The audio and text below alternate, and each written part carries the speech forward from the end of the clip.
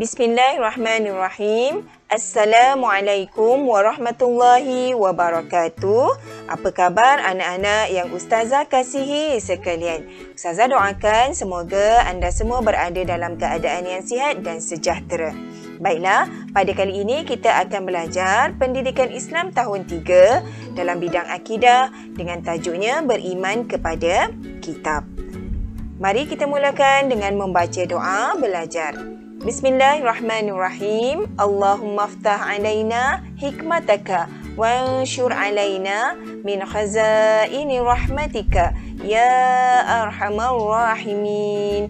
Ya Allah, bukakanlah ke atas kami hikmahmu dan limpahkanlah ke atas kami khazanahmu. Wahai Allah yang maha pemurah lagi maha penyayang. Baiklah anak-anak, sebagai rujukan, okey, sebelum kamu melaksanakan latihan, Ustazah mohon untuk kamu menonton ataupun merujuk video PDP yang Ustazah sediakan seperti link yang tertera dalam paparan ini, iaitu dengan tajuk beriman kepada kitab. Seterusnya, anak-anak juga boleh merujuk buku teks pendidikan Islam tahun 3 pada muka surat 72 hingga 76. Baiklah, sekarang mari kita pergi kepada latihan yang akan kita laksanakan untuk tajuk beriman kepada kitab. Jadi, anak-anak boleh buka buku aktiviti pendidikan Islam tahun 3 pada muka surat 71 hingga 74. Okey, baik, kita akan buat bersama-sama. Ustazah akan terangkan satu persatu cara untuk kamu laksanakan tugasan daripada buku aktiviti ni dalam buku aktiviti ini. Okey, mari kita lihat tugasan yang pertama, iaitu pada muka surat 71. Isi tempat kosong. Ya, isi tempat kosong. Okey, kamu lihat di sini. Okey, terdapat tempat kosong yang perlu kamu lengkapkan dengan jawapan yang betul. Di atas ni ada pilihan jawapan. Yang pertama, Nabi. Kedua, manusia. Ketiga, benar. Keempat, diredai. Kelima, kalam Allah. Dan keenam, syariat. Ya, jadi kamu perlu memilih pilihan jawapan di atas ini untuk kamu isikan tempat kosong bagi melengkapkan erti kitab. Ya, erti kitab. Okey. Kita dah rujuk, kita dah lihat, kita dah tonton video PDP yang Ustazah berikan tadi. Jadi, Ustazah harap anak-anak dapat menjawabnya dengan baik. Dapat mengisi tempat kosong dengan jawapan yang betul. Baiklah. Mari kita laksanakan sama-sama ya. Okey. Kitab Allah Subhanahu Wa Taala bermaksud kalam Allah ya. Telah diberikan contoh, telah diberikan jawapan di sini. Kalam Allah yang diwahyukan kepada para siapa kat sini? Tempat kosong ni dan rasulnya. Diwahyukan kepada para apa dan rasulnya. Kitab ini mengandungi apa? Mengandungi apa? Dan petunjuk, memimpin, tempat kosong lagi, memimpin siapa? Ke jalan yang bagaimana? Jalan macam mana? Tempat kosong dan tempat kosong lagi Allah Subhanahu Wa Taala. Okey, jadi kamu boleh rujuk buku teks dan juga video PDP yang Ustazah beri tadi. Okey, boleh buat? InsyaAllah. Tapi tak apa, mari kita lihat jawapan yang betul untuk melengkapkan apakah pengertian kitab. Okey. Kitab Allah Subhanahu Wa Taala bermaksud kalam Allah yang diwahyukan kepada para nabi ya, diwahyukan kepada para nabi dan rasulnya. Kitab ini mengandungi apa? Mengandungi syariat dan petunjuk. Yang mana kitab ini memimpin siapa? Memimpin manusia ke jalan macam mana? Jalan yang benar dan diredai Allah Subhanahu wa ta'ala. Okey, jadi itulah yang dimaksudkan dengan kitab, ya. Okey, alhamdulillah dah lengkap dah jawapan anak-anak semua. Seterusnya mari kita lihat aktiviti bagi muka surat 72. Okey, letak nombor, kemudian tulis dan baca. Letak nombor, tulis dan baca. Ada 3 arahan di situ. Okey, yang pertama kita letak nombor dulu. Ini adalah berkaitan dengan dalil nakli, ya, dalil nakli kewajipan beriman kepada kitab, iaitu daripada firman Allah Subhanahu wa taala dari surah An-Nisa ayat 136. Ya, ada dalam video yang Ustazah berikan dan juga dalam buku teks kamu. Jadi, apa yang perlu kamu buat? Letakkan nombor. Letak nombor itu mengikut turutan ayat, susunan ayat yang betul lah, potongan ayat. Kat sini diberi potongan ayat. Ya, potongan ayat tapi secara rawak, secara tidak tersusun. Jadi, kamu kena susun, ya, ayat tersebut menjadi ayat yang lengkap. Okey, kita lihat yang pertama. Ya ayyuhallazina amanu. Okey, apa sambungannya? Amanu. Okey, yang kedua. Kita cari yang kedua. Sambungan bagi ayat yang pertama, potongan ayat yang pertama.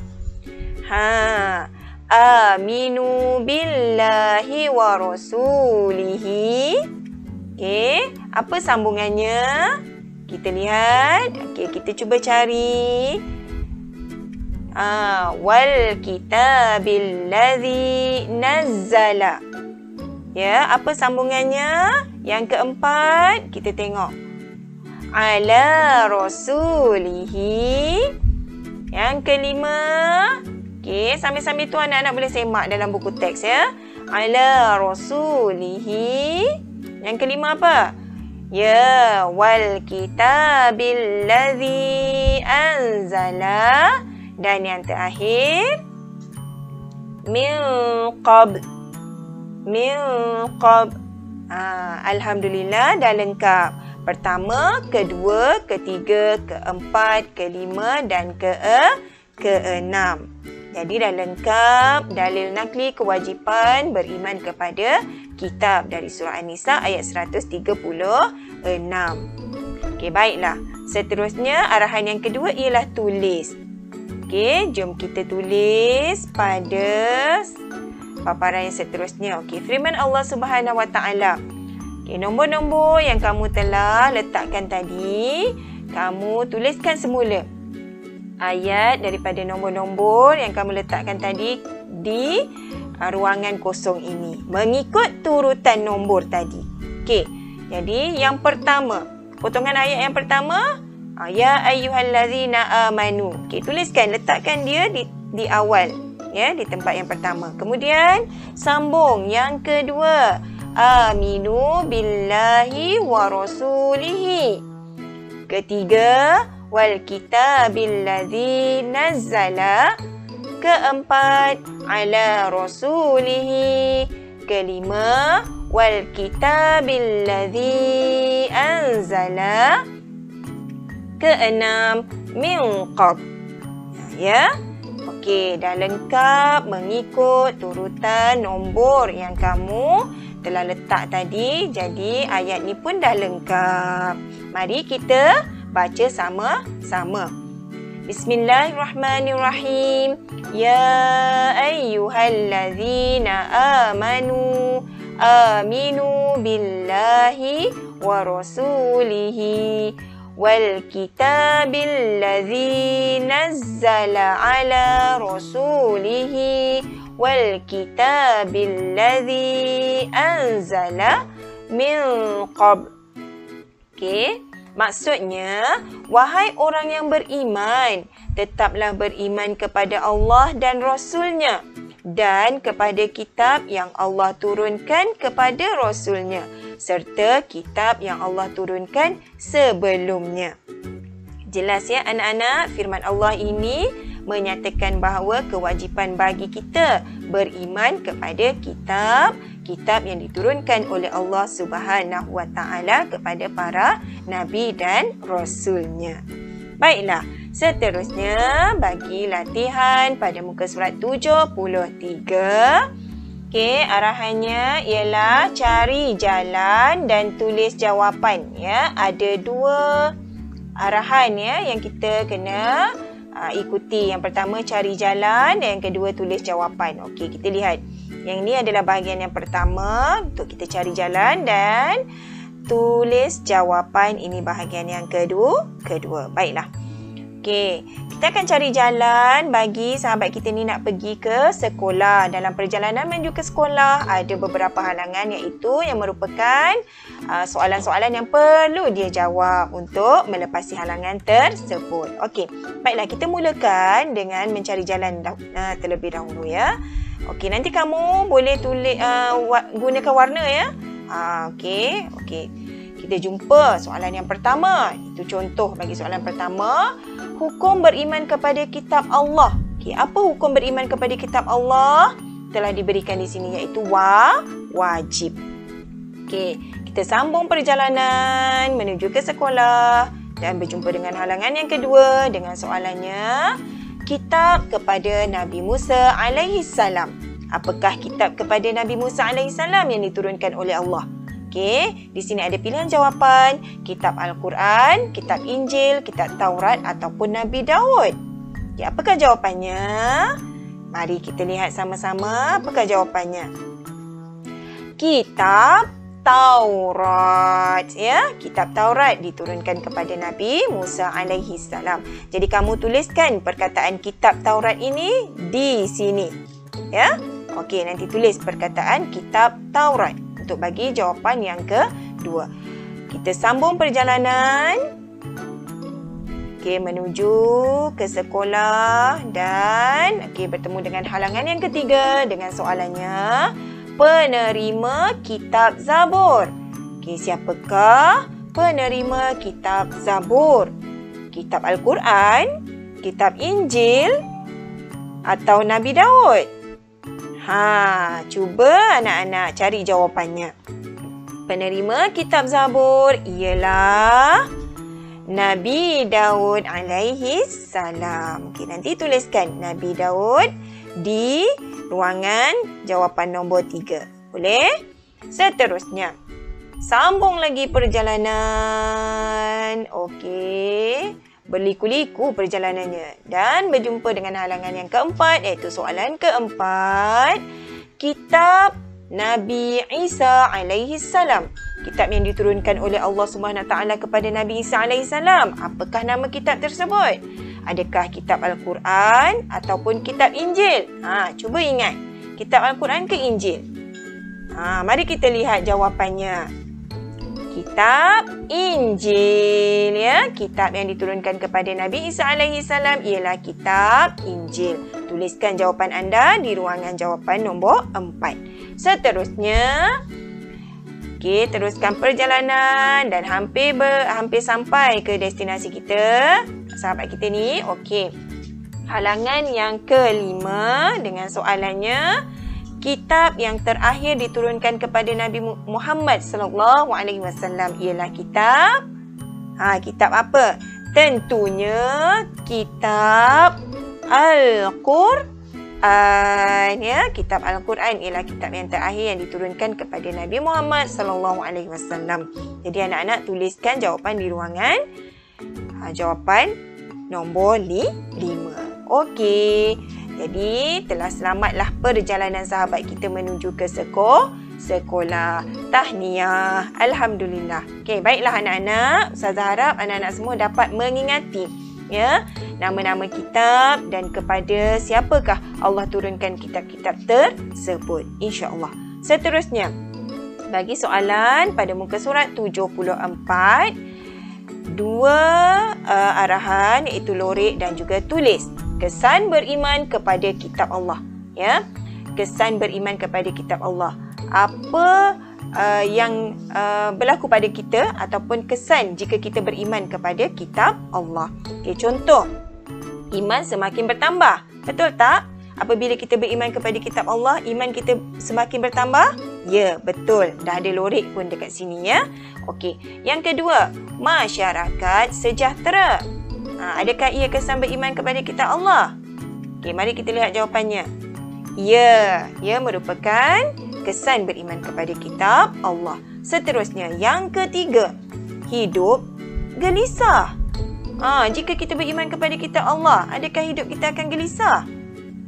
Tentunya tidak kan? Jadi ia bukan kesan beriman kepada kitab Allah. Yang keempat, hidup menjadi tenang dan teratur. Betul atau tidak? Ia adalah kesan beriman kepada kitab Allah? Kita lihat jawapannya. Ya, hidup menjadi lebih tenang dan teratur merupakan kesan beriman kepada kitab Allah. Seterusnya, yang kelima. Yang kelima, menimbulkan permusuhan. Adakah jika kita beriman kepada kitab Allah akan menimbulkan permusuhan? Sudah tentu tidak. Ya? Okey. Seterusnya, dikasihi Allah Subhanahu Wa Taala. Adakah ia kesan beriman kepada kitab Allah? Ya. Ia merupakan kesan beriman kepada kitab Allah, iaitu dikasihi Allah.